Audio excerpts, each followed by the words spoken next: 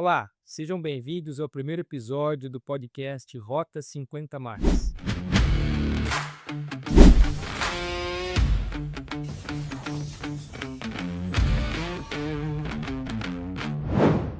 Esse é um podcast que foi idealizado para os homens que chegaram aos 50 ou que têm mais de 50 anos e estão preocupados não só com a sua longevidade, mas como manter uma boa performance no envelhecimento e também ter uma atividade sexual ideal com sua parceira.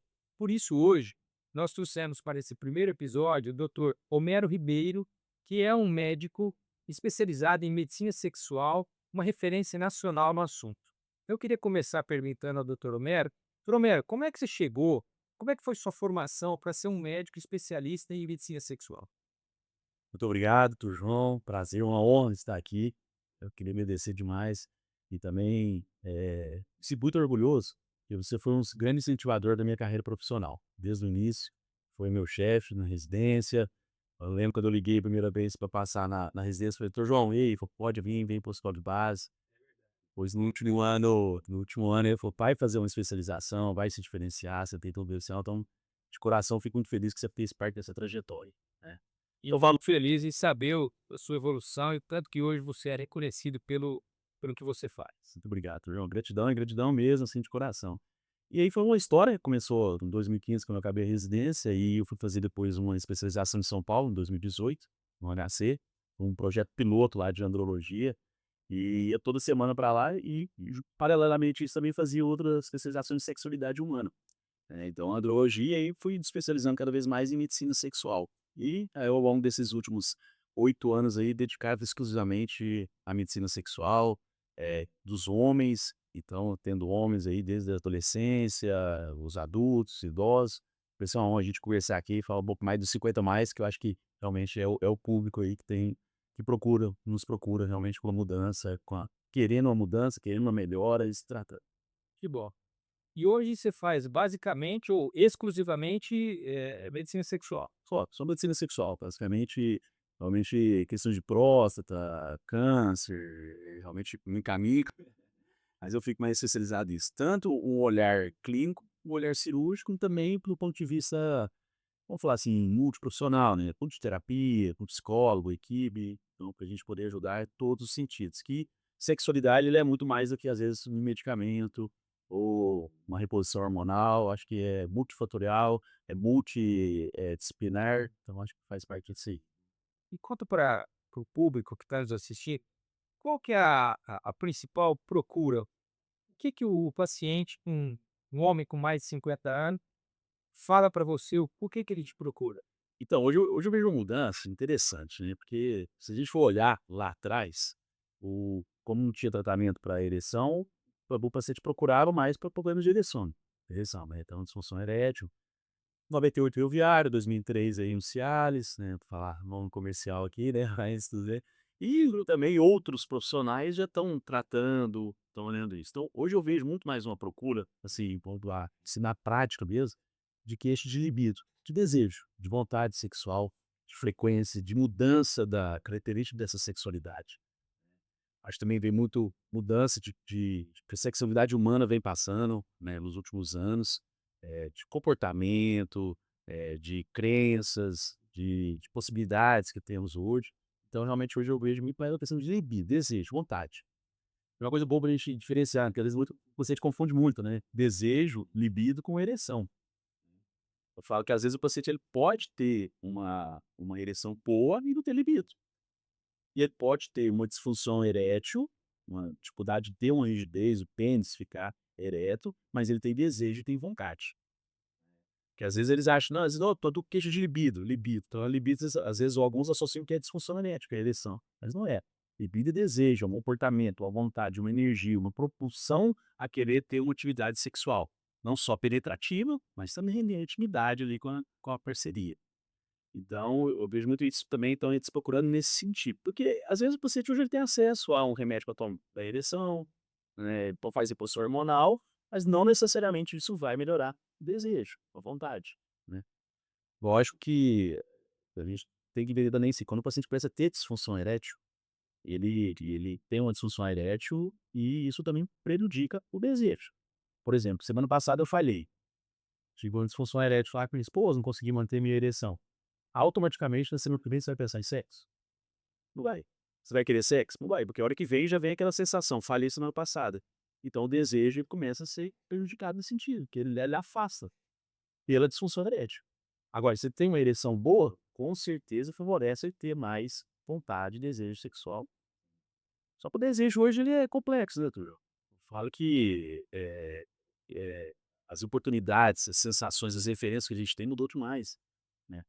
Como diz, antigamente a gente esperava o cine privê, 2 horas da manhã, para ter acesso a uma sensualidade, uma erotização, ali. Hoje abre o celular, 200 fotos de pornografia, o acesso à pornografia, então a gente tem mais disponível. Aí o paciente fala: "E aí, doutor, estou bem financeiramente, tenho acesso, minha esposa está aqui e eu tenho vontade, eu penso, não quero". A gente vai olhar para ele e falar: "Rapaz, e aí, pede sua vida, cara, eu trabalho de manhã, tem reunião, aquilo, tã-nã-nã, menino na escola, fazer relatório, publicar no Instagram". Eu falei: "Mas é difícil ter desejo assim, não é?". Essa era uma dúvida que eu tenho e que eu queria até te perguntar. Quando chega esse homem, que tem um relacionamento bom, é bem casado, tá tudo bem na vida dele, financeiramente tá bem, mas ele realmente não tem desejo, a libido dele é muito ruim. Como que você começa a investigar para saber como que você pode ajudar, esse homem? Uma coisa que eu falo é que, assim, a gente tem que entender que desejo espontâneo é diferente de desejo reativo.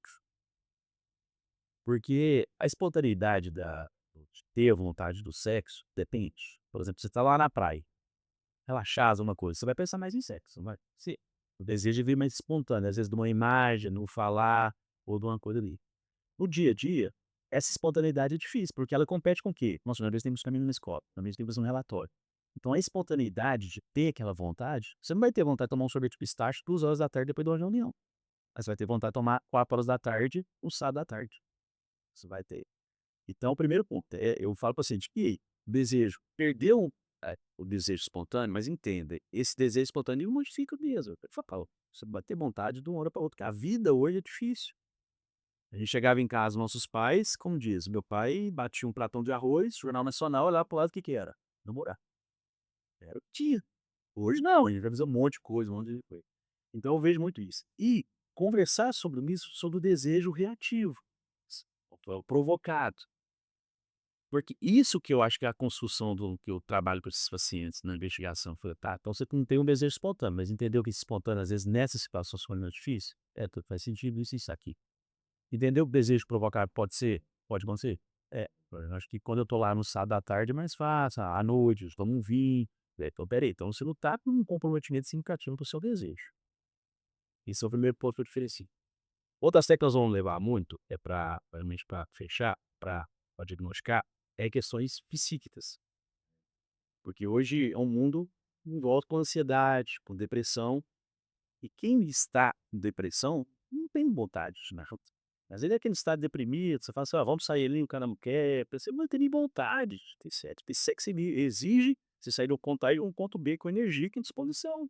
Você está deprimido, você está estressado, não vai. Você está ansioso, o pensamento está aqui, de repente você está pensando na coisa, pensando em objeto, outras coisas, você não vai focar. E sexo exige foco, exige atenção, ali. Também faça essa avaliação, psíquica desse paciente, do interno dele. Outro ponto, relacionamento. O relacional também, né. Assim, eu vou falar bem abertamente, com 20 anos de idade, você olha a sua esposa nua, a namorada, pênis ereto, vontade. Depois de 20 anos, aquele mesmo olhar, já muda. A sensação é outra, o ambiente é outro. O relacionamento é muito importante, porque às vezes tem a questão da parceria, né, porque às vezes a parceria também está em times diferentes, a erotização, a excitação desse casal muda, e acaba que às vezes é a vontade pelo mudar. Você briga com a sua esposa, xinga lá de manhã, tem uma toalha ruim lá, você não gera uma sensação ruim dentro do seu corpo? Como é que daqui 1 hora você quer transar? Como é que daqui 1 hora você vai ter vontade? Você tem vontade de matar ela, não de querer transar. E eu falo disso, hoje o relacionamento influencia muito. Comportamento ali de manhã já determina. Aquela velha história, você briga com o seu chefe, faz uma reunião, vamos jogar bola, você joga com a mesma capacidade? Mesma intensidade? Não joga. Você toma um sorvete de pistache com a mesma intensidade? Não toma. Então relacionamento também eu investi muito isso, porque tem muito essa Então, às vezes a atividade sexual já começa de manhã, e o carinho, e o café da manhã, né. com certeza, vai ter vontade aí. Mas tem uma coisa interessante, é que é o seguinte, hoje as pessoas têm a lei do menor esforço, né, todo mundo quer resolver rápido. E o que eu percebo é que o paciente muitas vezes chega e fala assim: "Doutor, minha vida sexual não tá boa, eu não tô tendo desejo, eu queria ver minha testosterona". É isso mesmo, a gente precisa sempre olhar a testosterona, é falta de testosterona, essa falta de desejo muitas vezes ou não? É, realmente assim, pro paciente, a primeira coisa que ele pensa é: "Tem alguma coisa orgânica alterada aqui", e principalmente o que vai pensar? Testosterona. Porque a testosterona sempre foi, como diz, o elixir da vida, né, e nos últimos anos ganhou muita evidência, porque mulher começou a fazer reposição hormonal, e para mulher os níveis de testosterona um pouco ali, realmente acende mais libido e desejo. Testosterona é importante para desejo sexual, libido? Sim, porque tem uma área no cérebro lá, que é o hipotálamo, que é dependente de andrógeno, que é a testosterona. Então, realmente, a gente tem que afastar questões orgânicas, dentre elas é a questão de testosterona ser o controle. Só que agora falar não dá, tem um trabalho que mostra que eram homens com problemas de desejo, vontade, questão sexual, e tinham testosterona baixa.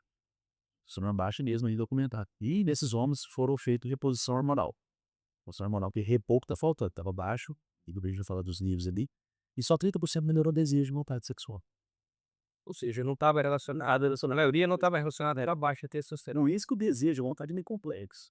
Se fosse só hormônio, eu falo: "Rapaz, se fosse hormônio então, a mulher também é bom mundo, mas reposição hormonal eu vou ter vontade de transar a hora que for", não é.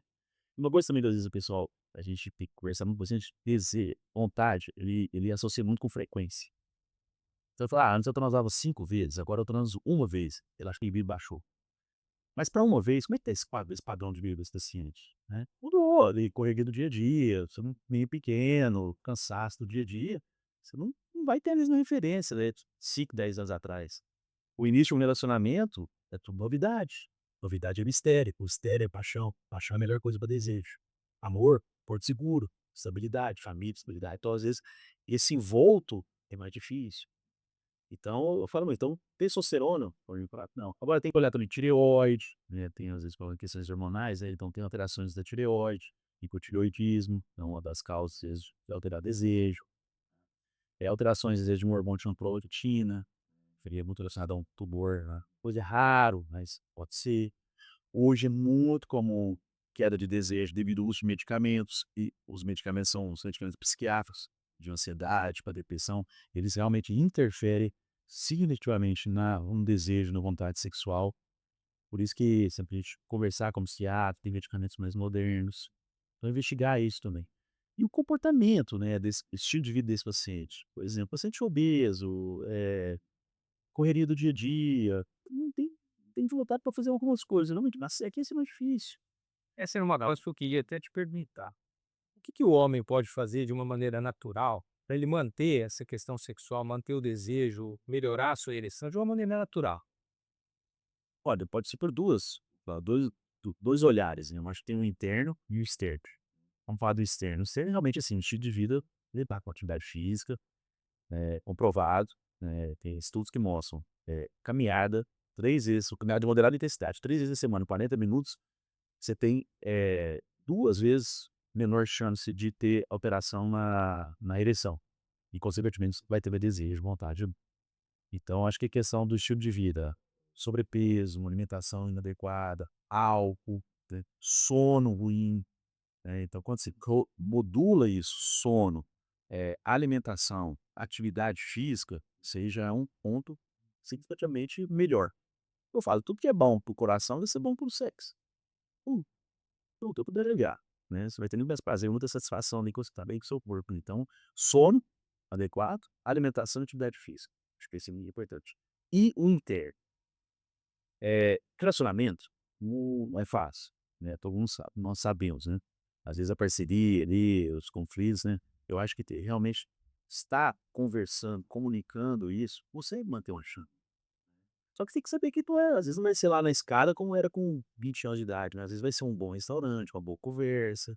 Eu acho que manter isso também e comunicar, porque o homem ele é aquele negócio: "Eu acho que a minha esposa quer, eu acho, eu acho, eu acho, eu acho". Aí vai achando sinais, né. Falei, às vezes não tem nada. Às vezes ela procura uma lingerie lá, porque ela tá querendo se sentir bem, não é que ela tá chamando pro sexo, você não estava nem pensando em sexo. Né, e cuidado, eu falo que você tem que tomar cuidado. Às vezes, por exemplo, "Ah, eu acho que tá aqui, zoou que eu não queria". Eu falei: "Não, você tem que tá Eles cobra muito o homem, né, achar que a mulher quer e no fim quer, isso é o cultural, né, Quituzo, é o cultural, né, o homem tem que estar pronto, tem que estar querendo toda hora", e eu falei: "Cultural, é cultural". e acho que uma coisa que, assim, é difícil para essa idade é que também nós estamos falando dos homens 50 a mais, mas vamos olhar para as mulheres 50 a mais. Elas já estão na menopausa e realmente tem a questão do climatério, da alteração hormonal e elas também alteram o desejo. E acho que o que eu percebo é uma falta, às vezes, de comunicação, e isso gera até um atrito, O uma Yuri ali, né, dificuldade. Você percebe isso é, também? sempre e é os 2 querendo manter ali, né, ali, eu acho que tem que ter assim, o que eu também que é interessante observar, que a mulher hoje, ela tem acesso à reposição hormonal, a um vídeo, a um estilo, ela tá mais sexualmente engajada. Ela era aqui, o homem aqui, de repente tá aqui, fala: "Nossa senhora, a mulher tá aqui, meu Deus". Aí o homem 50 mais fala: "Não, vambora, tem que estar ali". Então também tem isso, essa luta. Aí que vem muitas vezes você até procura, porque: "Ah, minha esposa tá dizendo reposição hormonal, Sim. e nossa, doutor, e ela tá querendo mais, ela tá querendo demais, mas porque também ela saiu daqui às vezes, teve abaixo, tudo aqui". E ele fala: "Não, tem que estar querendo mais, né". E às vezes é isso, e às vezes nem é, às vezes ela não quer se sentir bem, ele pô, lingerie não tá chamando para o sexo, não tá convidando para o sexo. Isso é comunicação, acho que é muito importante. E ele e aí esse casal nesse cenário, é porque o homem é bravo, o homem não para de produzir, calcular essa parte hormonal, porque a mulher menopausa ela para, produção hormonal. Os caras têm que fazer uma reposição quando tem indicação ali e consequentemente vai melhorar para ela. Agora o homem não é todo homem que vai precisar dessa reposição não. O homem tem uma andropausa, ele não para, ele continua produzindo. Só que às vezes pode ter uma queda nessa produção de testosterona sim, a partir dos 40 anos, 45 anos, hoje tem até alguns trabalhos mostrando antes que já começa uma queda na testosterona. E às vezes é interessante olhar, porque às vezes tem um paciente que está lá com um nível bem estável, 600, sei lá, 400 quilos, o nível sempre foi basal V, por isso que sempre a gente perde testosterona ali quando o paciente toma queixa. E ele não mudou esse basal, não é pela testosterona que ele tá com a testosterona que dele. Agora assim, ele saiu de um nível lá, sei lá, médio lá, 400, 500, 600, de repente foi para 300, opa, aí realmente a gente pode pensar que ali é a causa hormonal. E sempre repetir o exame, confirmar mesmo, para não jogar, entre aspas, a gente tá atrás do seu falou, né. A questão de achar alguma, não, preciso do exame, ó, cadê o VAR, cadê me dar um remédio aqui para resolver logo, né, o ser humano é assim, né. Eu vejo que muitos homens chegam associando, por exemplo: "Olha, eu estou já com 50 anos ou mais, eu já não estou conseguindo treinar do jeito que eu treinava antes, minha relação não está mais a mesma", e aí ele busca a questão hormonal mesmo para corrigir esse problema, né. Quando que é indicado você realmente fazer uma reposição de testosterona, ou quando que é indicado você fazer um outro caminho ou outras medicações, ou então essa mudança, qual que é o ponto que você fala: "Não, você precisa de reposição", só para deixar claro para o nosso ouvinte. Eu acho que é importante mesmo a gente definir qual que, assim, sintomas realmente que são associados, né. Hoje nós falamos chama hipogonadismo, né, andropausa, né, hipogonadismo, né, ou deficiência na produção de testosterona, o termo técnico. Mas aí tem alguns sinais e sintomas, né, então tem sinais e sintomas que são mais, vamos falar assim, realmente relacionados e outros não, né. Então a gente tem, perda de energia, energia do ponto de vista de disposição, alterações cognitivas, de concentração, memória, alterações força física, relacionado à questão de, biotipo, né, então assim, uma dificuldade em ganhar massa magra, e uma deposição de pósito mais, vamos falar assim, intensa, metabolismo mais essa intenso nesse sentido de gordura, a disfunção erétil, a alteração de libido, né, alteração na ejaculação, dificuldade de atingir o orgasmo, pelos também, tem uma relevação de pelos para alguns pacientes com hipogonadismo, né. Alterações de pele também podem ser ali mencionadas. Você vê que a gente tem sintomas muito variados, muitas no áreas, muita coisa, então precisa ser avaliado, por isso tem que ser avaliado. E tem que ser associado com um exame laboratorial condizente com isso. E aí é realmente a testosterona, junto com outros hormônios que a gente vai olhar, associada à testosterona, DHA, FSH, e quando a gente pensa em nível de testosterona, assim, ela assim, puro, sendo puro mesmo, assim, tem sinais e sintomas, tem testosterona abaixo de 300, isso é guideline americano, né, e o brasileiro que segue, e o europeu de 350. Algumas sociedades têm 400 como nível ali limite.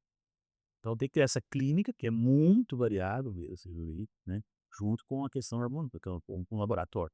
Aí beleza, a gente fechou isso. A gente tem clínica, tem laboratorial alterado, tá. Esse homem 50 mais, ele quer ter, tem desejo de ter mais filhos ou não? Não, tem desejo de ter mais filhos, então eu não posso fazer uma reposição de testosterona pronta, vamos dizer, exógena. Eu tenho que ir porque ele tem desejo de fertilidade. E por testosterona, quem quer ter filho atrapalha. Porque você vai ter uma diminuição na produção de espermatozoides, tanto na quantidade como na qualidade desses espermatozoides. Então vai dificultar uma gestação. Então, Nesse caso, teria uma alternativa. isso aí que a gente faz. Se você tem desejo reprodutivo, independente da idade, aí a gente pode estimular o corpo a produzir. Então a gente pode tentar dar mais matéria-prima para a fábrica, que é o testículo, que a maioria, basicamente, nossa testosterona é produzida no testículo, aí estimula esse testículo a produzir. Então existem estratégias com medicamentos.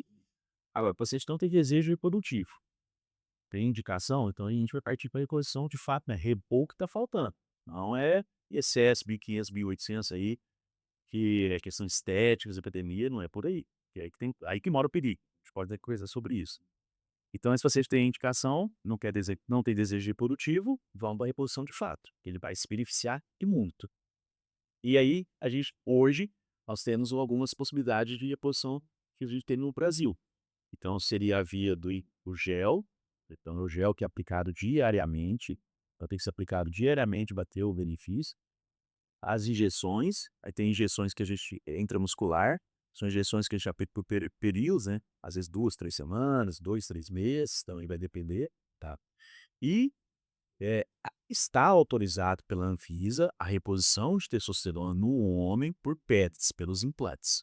Ah, então realmente todas as vias aí para mulher de testosterona realmente está com algumas restrições, mas acho que no Brasil, Para os homens, a Anvisa tá para o homem que precisa, depois precisa da é resposta. Só para gente deixar claro, nós estamos falando aqui de pôr de repor testosterona para voltar ela para um nível normal, hormonário, não um nível né. suprafisiológico, certo? Perfeito. E assim, o nível normal já a referência laboratorial, ela vai até 800, dependendo hoje dos casos para 900, mas ele fica nessa faixa ali. Aí são quartis, né.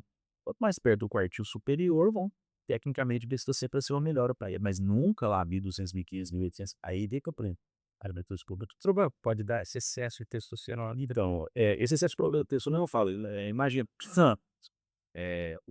qual paciente faz essa posição? Não usa testosterona, abuso de testosterona para ganhar fins estéticos, ele cresce o músculo, aí ele vai crescer, a gente esquece, coração é um músculo, o coração dele vai crescer, só que o coração muito grande ele não consegue bombear, aí pode ter os problemas, miocardiopatia, aquelas coisas. Artéria é músculo, essa artéria também ela hipertrofia, você aumenta o risco de quê? De um AVC, de um infarto, você vai trazendo consequências. Fora isso, com excesso, você tem metabolização no fígado, você pode fazer um comprometimento hepático. Então o excesso, ele é realmente perigoso. Agora, a falta, agora assim, você trazer com o estado ali normal, acompanhando, é seguro, é seguro. Lógico, a gente tem que acompanhar, porque às vezes pode ter alteração, sangue engrossar, pode ter alteração do colesterol, a gente Então fala para mim o seguinte, um homem que precisa repor testosterona, existe alguma contraindicação de repor testosterona? E naqueles que você vai repor, quais os cuidados que você precisa ter no acompanhamento? né. Então, hoje a contraindicação absoluta, câncer de próstata diagnosticado e ativo, né, que às vezes pode ser hormônio dependente, né, ali. Câncer de mama masculino, né, que é extremamente raro, mas é contraindicado. E aquele paciente que também tem uma questão cardiovascular aí naquele momento comprometido, né, insuficiência cardíaca grave, o paciente está usando oxigênio, né, teve um infarto precocemente, então esse paciente ele a gente tem que ter mais cuidado, né, na posição, de contraindicações ativas, questão cardiovascular. Mas absoluto, realmente, é um câncer de próstata, atividade diagnosticado, e o a Pinetos, não tem a então o câncer de próstata, câncer de mama, tá? A apneia obstrutiva do sono é uma indicação relativa, vendo como está isso, porque também quem tem apneia obstrutiva do sono tem algumas alterações hematológicas, como hematócrito mais alto, isso aumenta o risco cardiovascular. Tem estudos que mostrou, né, até que eu chamo Traverse, né, mostrando essa questão de associação da reposição hormonal com o risco cardiovascular. Então foi demonstrado que homens que fazem reposição e pouco faltando não aumentou o risco cardiovascular. Não aumentou. Não aumentou a chance de ter infartar, de morrer, alguma coisa pela reposição hormonal. Pra você, se a gente está bem tranquilo nesse cenário. Outro ponto também, né, doutor Júnior, especificidade do senhor, é a questão do câncer de próstata. Repor testosterona não causa câncer de próstata. Isso é um mito também, né? E foi muito, vou falar, durante anos a gente carregou isso, como também a questão do risco cardiovascular. Então hoje a gente sabe, repor o que está faltando é seguro. Tá? Agora, o excesso realmente a gente dá reparo. Tem até dados que mostram que homens com testosterona baixa, condições cardiovasculares, hipertensão, diabetes ou coisa, e que se beneficia da reposição hormonal para evitar um evento cardíaco mais grave, né. Então, realmente, a gente está bem seguro da reposição nesse cenário. E quando você começa a reposição, como é que você faz o acompanhamento? O que que precisa ficar de olho que pode indicar: "Olha, não está legal essa reposição, precisamos diminuir, precisamos parar"? Como é que faz isso? Depende muito da via que também vai fazer a reposição, né, ou é o gel ou o injetável, né, e a gente vai ter o acompanhamento. O acompanhamento, ele é clínico, né, então ver o benefício dele para ver, risco, né. Então, assim, às vezes tem pacientes que podem evoluir com uma acne, devido à aromatização, queda de cabelo, uma ginecomastia, uma coisa assim, a gente vai acompanhando esse que eu tô falando. Alterações de comportamentos também é um mito. "Ah, tô repondo, eu não fiquei mais agressivo", não, bem assim, o excesso realmente pode ter comprometimento neural mesmo, mas assim, e com acompanhamento laboratorial, que aí a gente vai monitorizar a questão do sangue engrossar, que chama hematócrito, PSA, né, pra gente acompanhar às vezes, não é que vai aumentar o risco de hiperplasia prostática, a próstata crescer, câncer também não, mas pode às vezes ter um aumento de PSA que satura melhor ali, vai saturar a próstata, ela produz um pouco mais de PSA. Níveis, como o fígado se comportou, né, de stable na alteração hepática, e a questão do colesterol, né, dos níveis de colesterol, que às vezes, em alguns casos pode piorar o mau colesterol ou baixar o bom colesterol, e a gente acompanha nesse cenário. Aí, inicialmente faz aí a cada 3 meses, dependendo da via, depois vai passando, né, tudo bem, isso mas passa. Mas é o paciente que precisa de um acompanhamento. Ah, certo, certo, com certeza, certo, com certeza. Porque assim, uma vez que o paciente começa a reposição de testosterona, repor o que tá faltando, 50 mais, nosso pulvo aqui, é pra vida toda. Porque realmente o testículo não consegue produzir, aquela fábrica ela não consegue sozinha, então pode ter Por isso que fala que quando começa a repor testosterona tem que repor vaselina. e esse paciente repor sim. E aquele negócio assim: "Não, meu médico falou que vai repor só um pouquinho e depois ele vai parar". Porque hoje nós temos uma situação, 2 situações. Uma é o paciente que ele tá com a testosterona baixa por fatores, eh, vamos falar, obesidade, sedentarismo, algum problema, um diabetes compensado, então aí tem um fator que tá levando à deficiência na produção de testosterona. Aí esse paciente ele se beneficia da reposição, logo ele melhorando esses fatores, pode ser que às vezes ele volte a uma produção normal. E tem um outro paciente, aquele paciente que não consegue produzir, ele não consegue, o testículo não vai conseguir produzir mais. A fábrica realmente entrou em falência. Aí esse precisa o tempo todo. Então a gente tem que ver esses 2 cenários. E aquele paciente mais jovens, vamos falar os 50 menos ali, tem desejo reprodutivo, às vezes ele tem ali, ou tem um desejo reprodutivo e vai estimular o produzir. Então a gente vai fazer ali vamos falar um ciclo naquele paciente e melhora a questão que a gente para de repor, de estimular o corpo a produzir. Agora o paciente mais jovem que fala: "Ah, vou fazer um ciclozinho aqui de testosterona para você melhorar a sua testosterona ali". Tem que tomar muito cuidado, porque às vezes ele, como se ganha de fora, o corpo fala: "Ah, vou parar de produzir aqui dentro". Aí ele para tudo. Aí às vezes é mais difícil ele voltar depois de um tempo a produzir. Então assim, às vezes o paciente toma 500, 600, aí vai no médico e fala: "Não, vou jogar aqui 800". E esse paciente é um candidato às vezes não conseguir depois voltar para os 500. Sim, ele não consegue. Aí esse é o cenário que ficava criado. Ele fala: "Ah, vamos dar só um cheirinho de testosterona aqui", só que esse cheirinho pode prejudicar Produção a endógeno. Aí Isso é uma coisa interessante, assim, muitas vezes eu vejo um paciente procurando e tá tudo bem na vida dele. O cara faz atividade física todo dia, dorme bem, tem atividade sexual normal, E procura porque fez o exame laboratorial e veio uma testosterona de 250. Essa pessoa precisa de repor testosterona, Olha, ele, vamos pôr o cenário que ele já repetiu o exame, confirmou que é 250. porque muitas vezes pode ser um erro laboratorial. Sempre às vezes, repetir o exame é sempre importante, coletar o exame sempre, entre 6 e 8 horas da manhã.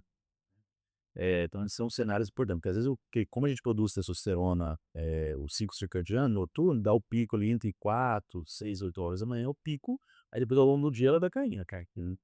Então, vamos falar assim, esse paciente ele repetiu, confirmou 200, 250, sei lá, 300, alguma coisa ali. Ele tá sem sintomas ali, sintomas mesmo do ponto de vista sexual, sintomas físicos, a coisa, eu só acompanho ele ali. Não tratar só o papel, né. Só papel, com certeza. E outra coisa, e a gente tem e ver como é que ele tá também, né, porque às vezes o abuso de corticoide. Corticoide altera muito cortisol às vezes pode dar uma bagunçada lá, dá uma coisa ali, teve uma infecção, semana passada ela estava com infecção, no lugar da tal coisa, altera a produção. Então assim, acho que não lembro, mas se tá sem sintomas, vamos lá. Mas aí olhar como um todo. E outra coisa, eles confundem muito a questão de energia e disposição, né. E eu perguntei: "Se o senhor não se desse energia e disposição, ué, tinha preguiçoso no mundo, né, tô chupando". Eu falei: "Não é, né, ele tem que comer, tá cansado, tá estressado, o trabalho, tudo isso altera energia e disposição". E às vezes o paciente ele tá aí, vai: "Ah, não, tô tenho certeza que é testosterona". Eu falei: "Não, vamos repetir, vamos fazer o exame". Aí tá lá normal, ele falou: "Mas doutor, mas de que é?". Eu falei: "É só Testosterona. Vá, vamos olhar para sua vida. desse jeito". Ô Mary, e me conta assim, nós estamos falando muito da questão de desejo, de falta de testosterona. E aquele paciente que está tudo bem na vida dele, ele está envelhecendo, ele chega, ele tem desejo demais, mas a ereção não vem.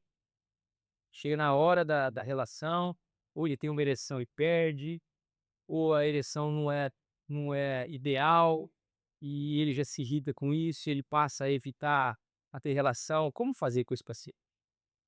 E esse paciente tem disfunção erétil, né, vamos falar, ele tem disfunção erétil. Aí ele falou: "Nossa, pô, eu fiz 50 a mais, né". Eu falo, tanto de ruga, tanto de cabelo branco, você corria no eixão de e chute, as coisas tudo muda, vai mudar. O pênis ele é um órgão como qualquer outro órgão.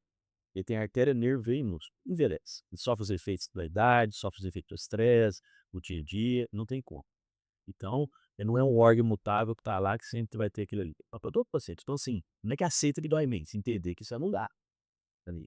E tem como a gente fazer algo nesse cenário, porque, aquilo, a persecução, do pênis, ele é muito forte para nós. Se você joga bola 45 minutos, você tá jogando 30 minutos, você não tá nem aí. Fala: agora eu jogo 30 minutos", mas se você perder uma ereção, tá, era nota 10, tá, nota mal pouco mal, nossa senhora, meu Deus do céu, me botou. Aí o cara já fica ali, ó, aí já fica ali.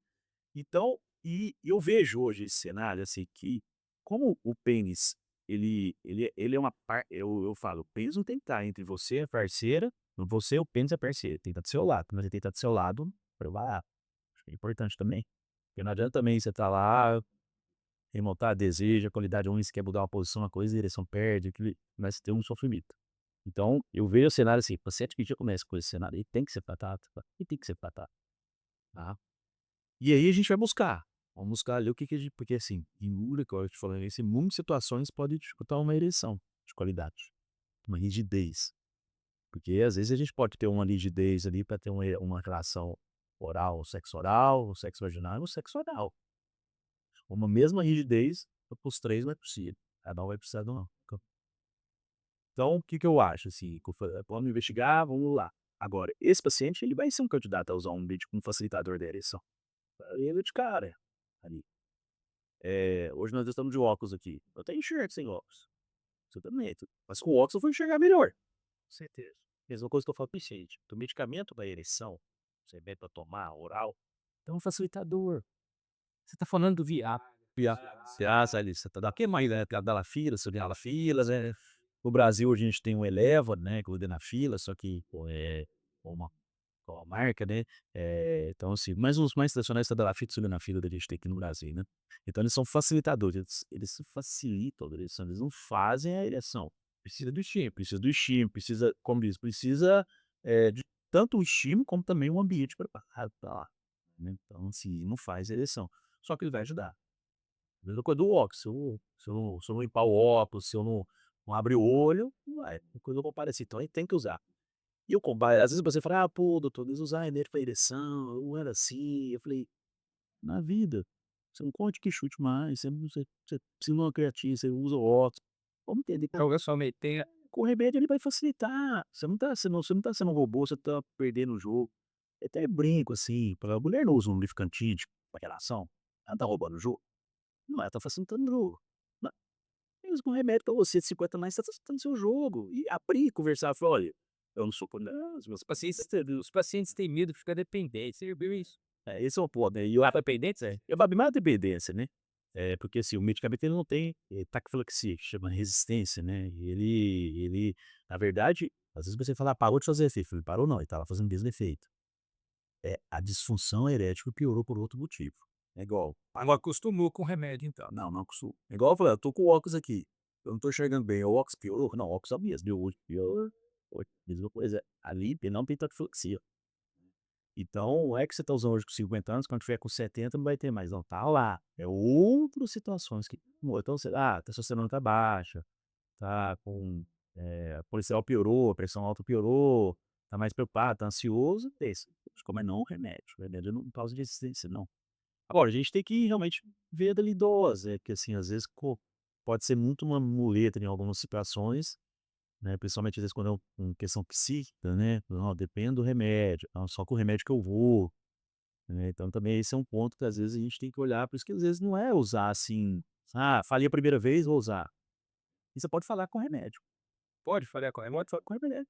Por que isso acontece? Porque é aquilo que a gente conversou, né, porque o remédio ele tem um efeito, existe uma enzima no pênis, que o pênis para ter ereção ele precisa dilatar.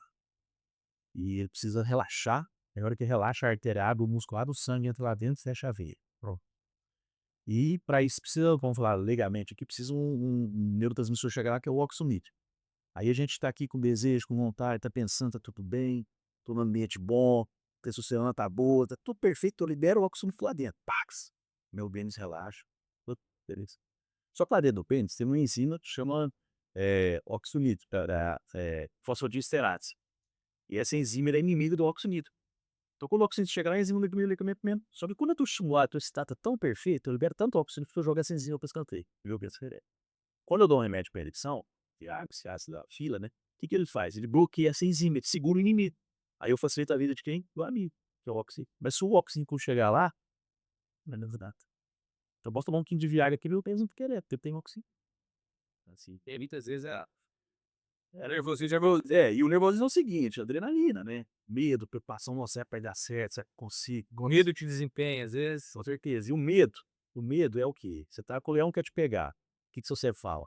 Vai morrer, foge. Adrenalina. Por que o lábio fica branco? Porque a adrenalina fecha, intenso precisa de quê? Abrir. E com a adrenalina fecha, não entra o sangue, ali, né.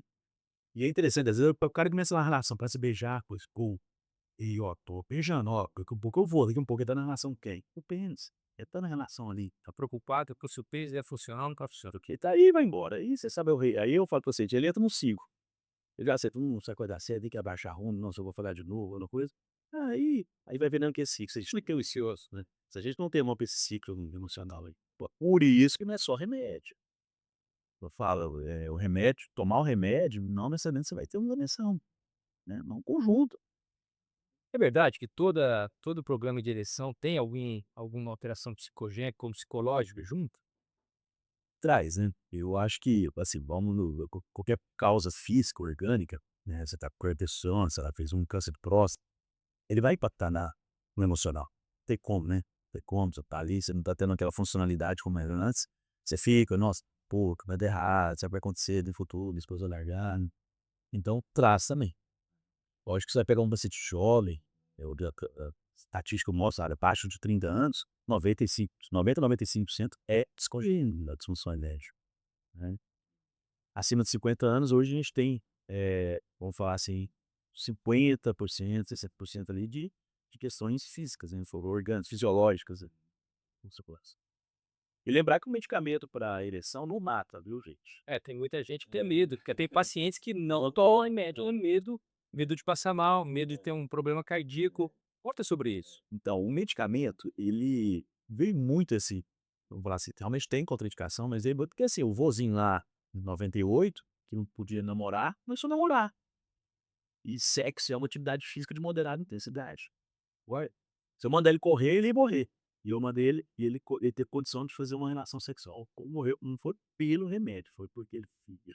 O esforço físico foi grande, né. Eu até brigo, eu falo assim: "Rapaz, te dei um tênis da Nike, você correu uma maratona. Chegou lá no final da maratona, você morreu, foi o tênis que te matou? Não. População que não aguentou fazer maratona, um tênis o remédio é a mesma coisa. Agora, realmente é contraindicado o medicamento, quando o paciente usa um remédio chama Isordil, que hoje, os cardiologistas nem passam muito, ficar na carteira, dor no peito, aí no corpo, que baixa demais a pressão, tá. E aquele paciente que chega andando na cadeira de rodas, né, ele não consegue nem levantar, então ele não vai conseguir namorar, então a gente não pode liberar ele com atividade sexual. Então não pode tomar um remédio, porque ele não pode fazer atividade sexual, mas hoje o remédio é super seguro. Tem até estudos recentes mostrando que tadalafila, para pacientes com doenças cardiovasculares, diabetes, hipertensão, essas coisas, eles tiveram menor risco de eventos cardiovasculares, né, então estudos mostrando isso, e mostrou que diminuiu o risco cardiovascular, né, para tomar para todo mundo aguentar infartão, né, mas tem cenários positivos. É seguro, é super seguro, é seguro isso. Eu acho que é bem efeito colateral, né, sim, às vezes o paciente às vezes fica com medo do efeito colateral, fica vermelho, coração dispara, dor nas costas, mas são efeitos colaterais que não são efeitos graves, né, e alguns tadalafila dá um pouco disso, daquilo, sildenafila que o Viagra dá outros. É uma coisa que eu já ouvi no consultório. O paciente muitas vezes tomou um desses remédios, ficou vermelho, a orelha esquentou e ele achou que estava passando mal, que ele ia ter um ataque e aí nunca mais usou. É. É porque eu acho assim, aquele aí vem tem uma manifestação física e já tá com a cabeça ali e fala: "Putz, qualquer coisa", ele já associa, né. Mas não, porque tem a vasodilatação, né, sensível do local, mas não é super seguro. Essa é uma contraindicação. As contraindicações, pelo que eu entendi, são quem toma esses remédios para doença coronariana e quem não pode ter um problema grave cardíaco, por exemplo, que não pode fazer nenhuma atividade física. Perfeito, Seria isso. perfeito, perfeito, é isso aí. Aí esse não é o candidato a usar remédio, porque ele não pode ter uma relação sexual. Então ele não pode, ele tem isso mesmo. Ora o restante é extremamente seguro. E a questão também de causar resistência é super tranquilo, né, não vai causar resistência, tranquilo assim. Agora porque vem, você às vezes vem lá desde os 20 anos tomando remédio, né, é a bengala, né, ali, né, o cara falhou uma vez, quer dar uma performada ali, toma já, né, pra facilitar, né, porque é aquele negócio, quando eu ia pra uma relação sexual precisava de 80 oxímetro pra chegar lá, um exemplo. Agora com o remédio, chega a 10, e meu peito já tá ereto, eu: "Beleza, tá adulto? Nossa, vamos embora, bora". Te matei. Então, Ele vamos vira muito, deixa, vira muito. Então a ereção, eu acho que esse é um pulo, assim. Eu acho que hoje tá tendo outras alternativas de tratamentos, né, assim, vamos falar, eu falo pra todo mundo que ereção a gente dá um jeito. É possível ter uma ereção, uma rigidez primeiro. Eu brinco, deixar o pinto duro é fácil. Tratar a sexualidade, aí é difícil. E sexualidade é mais do que um pênis ereto. Isso que eu falo pra todo mundo, não é só o pênis não tem que ser arte, com certeza, é a cereja do bolo, tudo bem. Mas às vezes o bolo é gostoso ao encher, do que só a cereja. E o quanto que é importante, por exemplo, a sua avaliação, no seu tratamento, trazer a mulher junto, trazer a esposa, às vezes, para uma consulta. Como você vê essa situação? É, até o cenário do nosso o Figueiredo 50 mais, é interessante, né, porque às vezes eu tô sentindo: "Ah, minha esposa acho que não quer, não sei se ela quer, ou que ela quer demais", é os extremos, né, nessa faixa etária, né. E aí que eu falo, é a hora de melhorar a comunicação, é essa hora. Ela vir junto, ou peça pra mim, ó, faz o redor, faz sua esposa. Ela entender ele também, né. Porque ela fala assim: "Pô, será que é eu? Será que assim, a gente tem que parar mesmo, né, será que é eu, tenho que parar?" Eu falo: "Ó, a gente tiver uma lei pra parar de ter relação sexual, a gente aí ele não faz mais nada, né. Mas será que é eu? Tô feio, tô gordo, tô velho, não gosta mais de mim? Não é sobre você. Pênis não tem código de barras", eu falo. Eles não sabem se é mulher X ou mulher Y, espera aí. Então acho que a parceira é muito importante participar desse que o nosso paciente se aguenta mais, pra ter, vamos falar assim, tranquilidade. Os 2 tá no momento. Até pra vamos trazer um pra cá e outro aqui, né. Tem que ter um meio termo, né, de expectativa de criança não, expectativa e realidade cada um, né. Tem vezes que adianta, às vezes existia um paciente lá, falou: "Doutor, quer comprar prótese?" Mas ele falou: "Ah, então doutor, não vou colocar prótese, aí eu vou ver se a minha esposa vai querer", mas ela: "Tá, mas Jennifer, não, espera aí, ué, não é só porque você tá ali, às vezes você vai". Falei: "Não". Outra coisa, às vezes o paciente ele perde a conexão da intimidade por outros motivos e acha que a ereção vai recuperar isso. Não necessariamente, não necessariamente. Então quando a gente alinha a mulher, eu acho que é importante para ela entender. Outra coisa, para ela entender também o tratamento, porque fica com medo do remédio, né, ou achar que também: "Nossa, ele vai ficar muito bem aqui e eu não tô acompanhando ele". Aí é o momento que eu falo: "Olha, tá vendo que isso? Vamos cuidar da senhora também, tem aqui ó, vamos olhar, vai olhar também, vai se cuidar também". Porque eu falo: "Olha, o sexo sexo é qualidade de vida, né, Sim. não é igual financeira, religiosa, tudo". Falei: "Olha, como tem essa qualidade também". "Ah, dona, a gente tá velho". Eu falei: "Não, mas olha, não precisa também ser aquela performance, você precisa estar mas pode ter qualidade ali". Então assim, essa comunicação é importante, eu acho que com ela, olhar a expectativa, a realidade de cada um, também para não deixar um descompensando ali pior para o outro. E e e pacientes mais novos, né, quando a gente tem a oportunidade de ter a parceria ali na tanto mulher ou questão homem também, é importante, né. Acho que é porque eu falo, pelo menos um, tá bom, é de um, mas tá afetando o casal. Então, se a gente vai ter que ajudar aqui, mas é o casal que eu tenho que estar junto nesse processo também. Entendimento que tudo. E nós estamos falando aqui, por exemplo, ó, eu tô imaginando aqui um casal que queira ter atividade sexual, o homem está motivado, a mulher está motivada.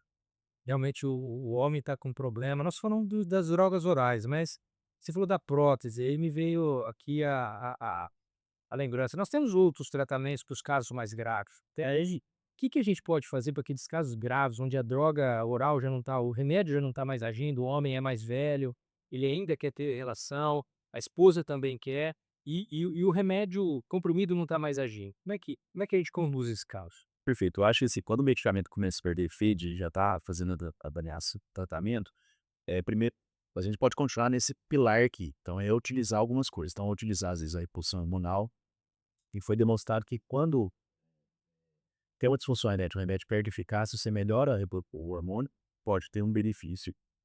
Então esse paciente a gente tem que olhar novamente o piso, toda a testosterona, atividade física, essas coisas, olhar a questão da diabetes, se for, hipertensão, mexeu um Paxo, beleza.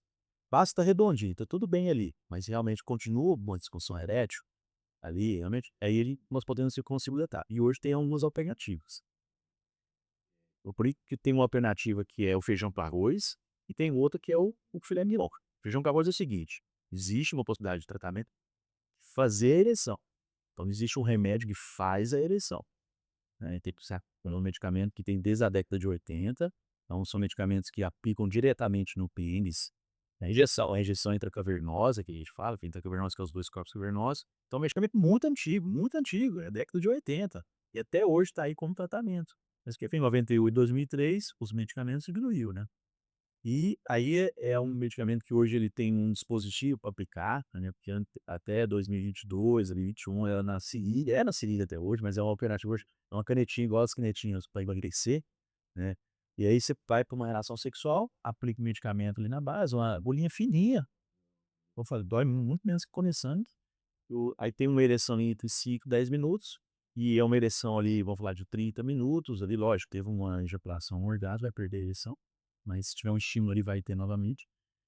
Agora é um medicamento que a gente precisa, definir, ensinar o paciente a usar, definir a dose, porque é muito individual, tem 4 princípios ativos, o que eu uso para mim é diferente do que eu vou usar para o doutor João, então a gente tem que definir certinho, não é que: "Ah, vou lá na farmácia e ponto", não, é bem individualizada a dose. Mas é seguro. Extremamente seguro quando tem uma dose adequada e a aplicação certa, porque se usar uma dose errada, não está ali treinado, pode fazer uma ereção prolongada.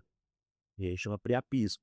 E aí o sangue fica preso aqui por mais de 4 horas sem isquemia as células, aí realmente aí dá proliferação crônica, é definitivo. E também hoje está caminhando, né, fora dessa alternativa que eu falo que é o filé mignon, é a medicina regenerativa hoje, falando muito sobre isso, né, regenerar os tecidos, regenerar a circulação, que aí temos aí plasma plaquetas, células-tronco, radiofrequência, aí que é o que tem, vamos falar assim, mais atual, só que a gente ainda não tem disponível no Brasil.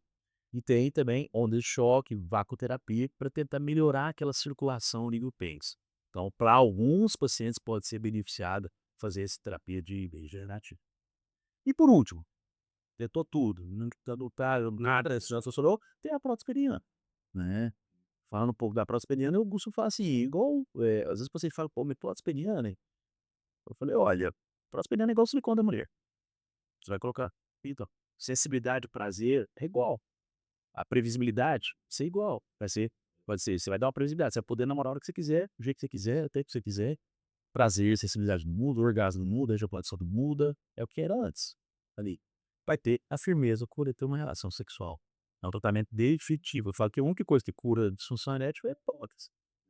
Mas é indicado realmente para quando Quando os outros tratamentos falharam, quando os outros tratamentos falharam, né, então já foi uma sequência ali, realmente, porque assim, aí vai chegar um paciente de 20 anos: "Ah, eu quero colocar uma próstata peniana", não, e vamos lá, porque lógico que hoje melhorou muito o material, a técnica cirúrgica, mas tem riscos, né, é uma cirurgia, tem riscos, né. Então não é pra falar assim: vou fazer, quero fazer aqui porque eu não consigo a cabeça trabalhar a cabeça, não quero usar hormônio", não, espera aí, vamos olhar. Mas é um medicamento realmente e outra coisa, a satisfação com a próstata peniana é altíssima. O paciente que às vezes ele tá numa disfunção erétil tão grave, ele vai pra próstata peniana, a taxa de satisfação é mais de 90% com a próstata peniana. A taxa de satisfação da parceria que tem o homem com a próstata peniana é acima de 85%. Tá alta, alta e resolve. Então a gente tem tratamento hoje, não é: parei, vou abandonar, vou aposentar", não. Vamos lá, vamos alinhar a expectativa, o que tem, a gente consegue. achei interessante essa discussão, porque o que eu achei que dá para entender é que independente da fase que tá, independente do problema que tem, tem alguma solução.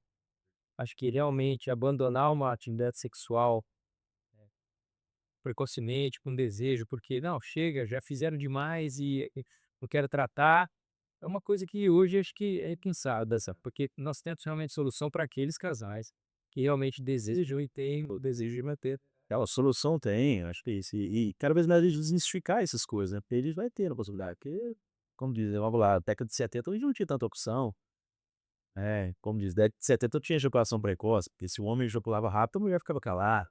Hoje não, a mulher quer ter mais tempo ali, né, então, tem tratamento, tem como. Claro, isso homem mais velho tem ejaculação precoce. Ou mais só o mais novo. É interessante a curva, né, o paciente mais novo ele tem mais ejaculação precoce, né, e mais ejaculação precoce, aí vai ficando envelhecendo, aí a ejaculação precoce cai e aumenta a chance de disfunção erétil. Pode ter sim. O paciente mais velho, ele vai ter uma ejaculação precoce muito em decorrência, a causa, pela disfunção erétil. Porque tá com disfunção erétil, fala: "Putz, nossa, minha ereção muito legal, muito legal". O que que ele entra na relação? Ele entra mais: "Vambora, deixa eu acabar logo", que eu sempre falo assim: "Acaba logo, senão você vai perder a ereção daqui a um pouco", ele vai gozar rápido. Ou ele entra muito estimulado, excitado, pra ter uma ereção boa, então ele já tá acelerando a Ferrari lá em cima. Aí a hora que já entra, tenta o carro acelerar, ele chega aqui. Então ele tem menos ejaculação precoce sim, calculado estatisticamente em relação ao jovem. Mas quando tem, tem alguns fatores causais. Outra coisa também, às vezes, ejaculação precoce no paciente mais velho, alterações hormonais, como uso de medicamentos, né, e quando cuidar da ejaculação precoce, uso de drogas, opioides, estimulantes, hoje o pessoal acaba usando, né, própria prostatite, né, esse paciente pode estar ali diante de um termo de uma prostatite, fica mais reativo, né, lesões neurológicas musculares mesmo, deltas mesmo, eles podem desencadear uma ejaculação rápida.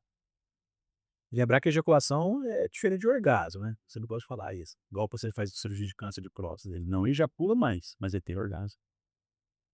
Orgasmo é a sensação, e ejaculação é efetivamente ejacular o sêmen. Perfeito, eu brinco é o seguinte, você pode ter uma ejaculação sem ter orgasmo.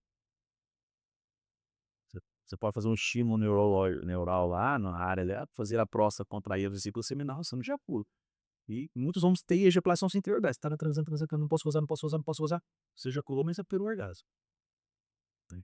O orgasmo é aquela sensação, aquela plenitude, a gente grita, a gente chora, a gente contrai alguma coisa, tem reações físicas, e uma das reações físicas é ejacular, que ejaculação é contração da próstata, vesícula seminal, e eu falo, o ser humano foi feito para controlar a ejaculação, né. Isso, o sexo, a ejaculação foi feita para procriar. Só que o ser humano é tão intrometido, fala: "Rapaz, isso aqui é bom demais fazer isso aqui, deixa eu controlar mais", né.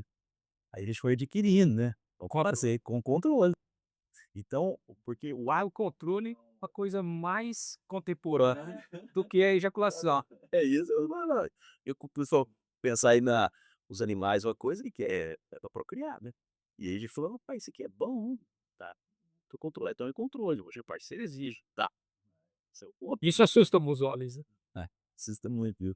E tem e também tem tratamento, né, assim, às vezes muito condicionamento, sexualidade, porque hoje a questão da pornografia, masturbação, a quantidade ali muito fácil, você cria ali um mecanismo, né, de sensação e erotização, que aquilo aí você fala: "Pô, vou tô ali masturbar". Então seu ator, diretor, espectador da cena, então você vai rápido ali, você condiciona. Aí você vai com uma relação a 2, tem a dinâmica do outro, vê do outro, e aquilo ali para o cérebro fala: "Pô, ih, não, vai rolar". E o homem ele é muito pênis, o homem ele é pênis, 14, 13 anos de idade, você pega ali, a gente é muito toque ali, pressão, uma coisa, e realmente ele vai condicionando ali. Principalmente assim, não é, eu falo que masturbação, pornografia não é, vamos lá, proibido. Importante, porque a masturbação você vai criar ali repertório, você vai entendendo seu corpo, mas também tem que tomar cuidado com uma forma que tá sendo essa masturbação, não, que também pode levar a disfunção erétil, ejaculação precoce, esse cara.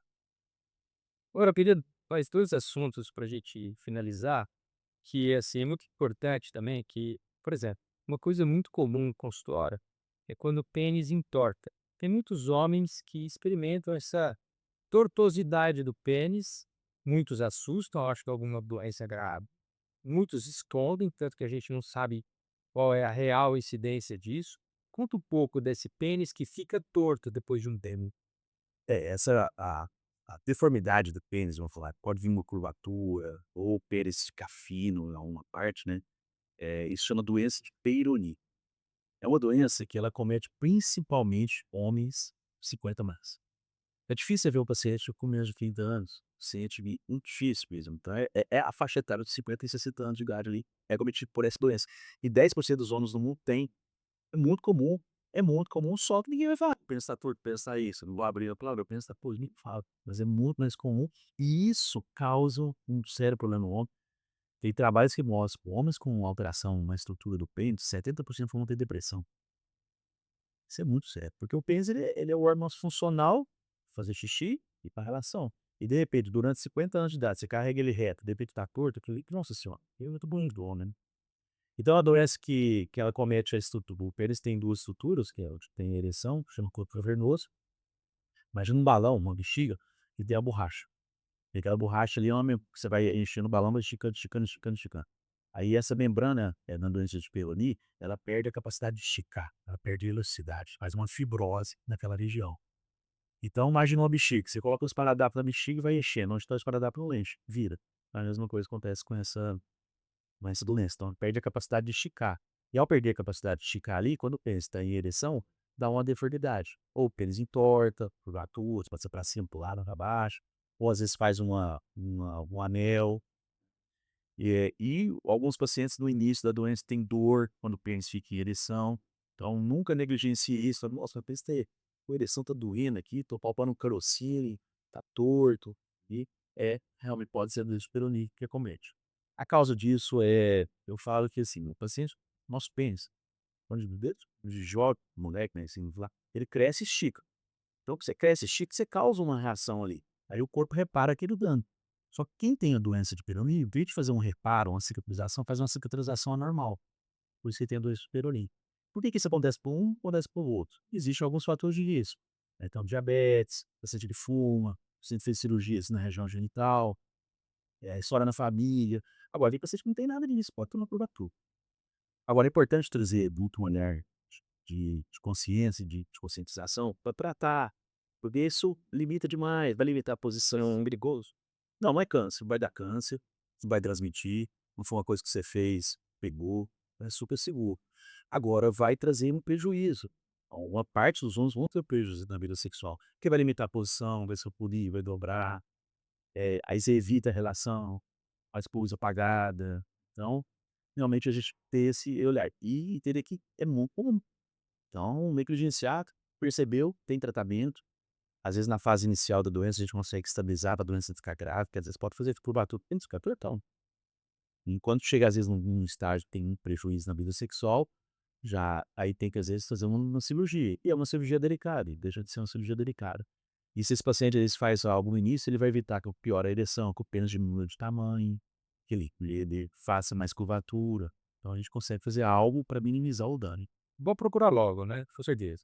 Porque muitos têm medo, não vão, né, procuram, têm vergonha e acaba piorando a situação. Nada, E um último assunto que eu queria saber. Hoje está muito na moda a tal da plástica genital ou engrossamento peniano. Isso é só para jovem? Os homens mais velhos também estão procurando? Como é que é isso? Pro João, e é uma percepção, como eu bicho isso já um dos pioneiros até no Brasil, a gente fazia o preenchimento peniano, né, é engraçado, a maioria são homens casados acima de 45 anos, 50 anos. Impressionante. A gente acha que é o jovem, né, ali que vai não é, impressionante por aí. Às vezes o jovem, quando ele procura, ele não tem uma é muito mais uma dismorfofobia mesmo, uma alteração de percepção do que é o de fato. Então, esse paciente hoje que procura estética, né, genital ali, querer melhorar, é um paciente também que ele tá preocupado com tudo. Assim, preocupado entre aspas, né, ele quer se sentir bem, ele faz esse botox, ele vai na academia, ali, ele fala: "Doutor, a vida inteira eu tive isso aqui nunca me atrapalhou, assim, não é que meu pênis eu nunca evitei uma relação, não, eu quero me sentir bem, quero olhar no espelho, com a sunga". Esse é um paciente que a gente pode conversar. Agora diferente daquele paciente: "Doutor, eu nunca tive uma relação sexual, eu acho que meu pênis evitei". Doutor, eu faço isso e quando se eu tiver um pênis grande eu vou namorar mais, vamos fazer pé. Esse paciente ele tá com uma expectativa e ele tem um problema que a gente não vai solucionar o problema dele. Pênis não vai resolver o problema dele. É muito mais uma dismorfofobia, uma corporal, dismorfismo corporal que esse cara não é candidato. É aquele cara que fica olhando na internet, entra em vários sites, fica vendo foto, meu pênis é isso, tem a comparação com o normal, por todo mundo acha que é 18 centímetros, né? É um macho, 17, 18 centímetros. E não é, brasileiro não é, gente. Assim, brasileiro nosso é 13 nem 14,5 centímetros, né? Ou mede errado. Então esse cara, ele tá buscando ali soluções, vai na internet, usa isso, aquilo, passa pomada. Esse paciente não é candidato. Esse paciente ele tem que ser tratado, tem uma equipe, psiquiatra, psicólogo, realmente pra mostrar, espera aí, não é bem assim. Agora, o que chega é esse paciente nosso, bem, vamos falar assim, o corpo dele, tá fazendo academia, ele fala: "Doutor, eu vi sobre esse preenchimento, essas coisas". E o que que mudou muito, né, porque, assim, a gente realmente como urologista, depois de professor, né, a gente não tinha nada pra fazer, né, doutor? Sim. Que tinha era só vou fazer PMMA, silicone, só dava trabalho, só dava problema, complicação, né, cirurgias, cirurgia do ligamento suspensor do pênis que cortava ali, na verdade não é que o pênis cresceu, você só projetou ele mais, só que o pênis rodava, e era só cheio de complicação, então a gente não tinha, eu aprendi isso, né, na residência, "Ó, não tem o que fazer para o pênis", e realmente era verdade, só teria problemas. Só que aí nos últimos anos, principalmente nos Estados Unidos, começou a ter uma frente para ajudar esse paciente, falei: "Não, tem que ter alguma coisa aí, né". Ele tinha tração peniana, bomba de vácuo, mas não crescia o pênis, também não sentia, falei: "Ué, pô, mas tem alguma coisa". Começou a estudar algo que seria porque a preocupação nossa é que teria de segurança. E começou a ver que tinha alguma coisa que poderia ser segura, que aí é o ácido hialurônico. Porque o ácido hialurônico a gente tem no nosso corpo. Então a gente já estava minimizando o risco de quê? De rejeição que tem com os outros produtos. E a grande questão era, pô, meu pênis é um órgão muito dinâmico, né, porque o órgão cresça pra lá, pra cá, são várias coisas ali, porque eu aplicar um ácido aqui, quando o outro tá parado, mais fácil. O pênis é um órgão muito dinâmico, mas como colocar um negócio pra estabilizar, onde que eu coloco ali meu pênis, né? Aí viu, foi estudando, viu que o ácido hialurônico é uma substância que poderia ficar ali, dando uma uniformidade muito boa e projetando o pênis bem. Ponto. Agora, o crescimento peniano com ácido hialurônico, essa harmonização que a gente fala ali, o objetivo que é? Treinar calibre, grossura, porque o ácido hialurônico tem a propriedade de puxar a água, então ele hidrata, né, então ele é um melhor hidratante do mundo é o ácido hialurônico, que para cada 1 grama de ácido hialurônico puxa 6 litros de água, só tu ver, né, então ele hidrata muito, então ele volumiza. Então quando a gente aplica em uma área que é abaixo da pele, ali ele vai ganhar grossura. Então, ao ganhar grossura, calibre, tanto em flacidez como em ereção. Só que o comprimento não muda em ereção, porque quem dá o comprimento em ereção é o forco cavernoso, que é o que tem ereção, ali a gente não aplica o Mas ácido, tem né. Só que o paciente em estado de flacidez, com o ácido pesa, ele projeta mais para frente, então ele ganha percebe o aumento pênis, ele percebe pênis maior, maior mesmo em flacidez. mesmo em flacidez, porque projeta mais. Então tem um ganho realmente tem aí uma percepção, melhor, ele vai melhorar o estímulo, vai melhorar a confiança, com certeza. Agora, você: "Ah, tô buscando, tô aqui fazer o preenchimento pra dar mais prazer no pescoço", falei: "Não vai dar". vai dar, porque eu falo, vagina não tem código de barras, não sabe se tem 12, 13 centímetros. Lógico que às vezes o paciente coloca e tá mais confiante ali, né, e a mulher às vezes pode: "Ah, achei mais preenchido, mas não é esse o objetivo". Só é muito seguro, né. E tem que tomar muito cuidado, né, porque o pessoal, e como a internet autorizou não médicos fazendo, né, e o pênis é uma região, delicada, gente, aí faz cirurgia periana, a gente sabe o que é. Então muito cuidado com usar produtos ou que não conhe as pessoas não conhecem essa anatomia, é perigosíssimo, né. Tô querendo fazer chapéu para o nosso hoje a gente mexe aqui, assim, se complicar, aplicar qualquer Fiquem lá para ir num profissional da estética que não tem informação para. aplica lá no corpo cavernoso, aí vai dar problema de ereção, aplica no mir, vai dar problema na sensibilidade, na todo então assim, sensibilidade, né. Ah, então assim, aí o pênis, como você tem uma Ferrari, você vai pôr na mão de um mecânico de Fusca? Não faz isso não, gente. Então, o que pra gente olhar. Maravilha, achei muito produtivo esse nosso papo e eu queria que você encerrasse para um recado, né.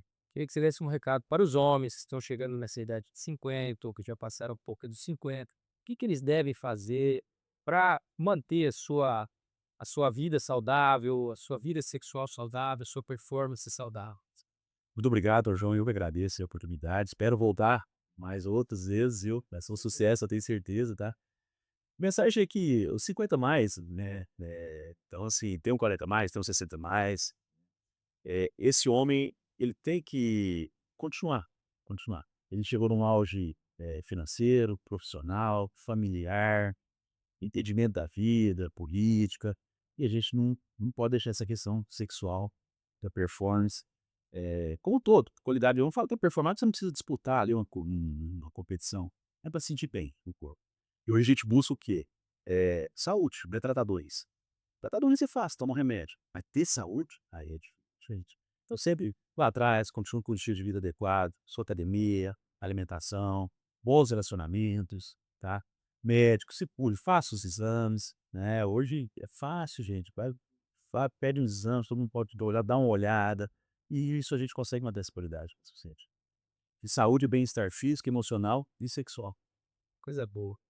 E agora por último, como é que as pessoas te encontram? Como é que elas conversam com você? Eu sei que você tem uma rede social bem ativa, pode dar sua rede social.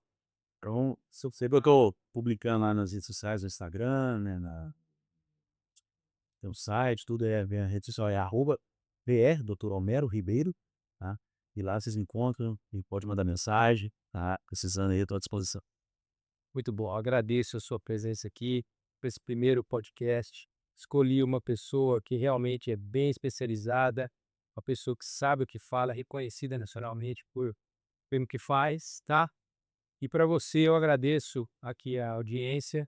Gostaria que quem tiver alguma dúvida ou algum recado, comente aqui embaixo, tá? Indique isso para quem está precisando, porque eu acho que o que a gente discutiu aqui foi de muita qualidade. E espero vê-los em breve no segundo episódio da Rota 50 Mais. Um abraço.